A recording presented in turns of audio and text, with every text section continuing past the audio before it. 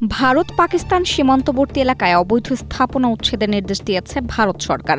বুধবার দেশটির স্বরাষ্ট্রমন্ত্রী অমিত শাহ জানান, পাকিস্তান সীমান্ত থেকে ১৫ কিলোমিটারের মধ্যে থাকা অনুমোদনহীন সব ভবন গুড়িয়ে দেওয়া হবে। রাজস্থান সফরের সময় এক উচ্চ পর্যায়ের সীমান্ত নিরাপত্তা পর্যালোচনা বৈঠকে তিনি এই নির্দেশনা দেন বলে জানিয়েছে আল জাজিরা। ভারতের স্বরাষ্ট্র মন্ত্রণালয়ের পক্ষ থেকে এই উচ্ছেদ অভিযানে জিরো টলারেন্স বা শূন্য সহনশীলতা নীতি অনুসরণের কথা বলা হয়েছে বলেও প্রতিবেদনে উল্লেখ করা হয়। প্রতিবেদনে বলা হয়, সীমান্ত এলাকায় অনুপ্রবেশ, মাদক চোরাচালান ও অস্ত্র পাচার রোধ, সন্ত্রাসবাদে অর্থায়ন, আন্তঃসীমান্ত অপরাধের নেটওয়ার্ক সম্পূর্ণ ধ্বংস এবং অবৈধ অবকাঠামো উচ্ছেদের মাধ্যমে সীমান্তরক্ষী বাহিনীর জন্য উন্মুক্ত নজরদারি অঞ্চল তৈরি করার জন্যই মূলত এই অভিযান।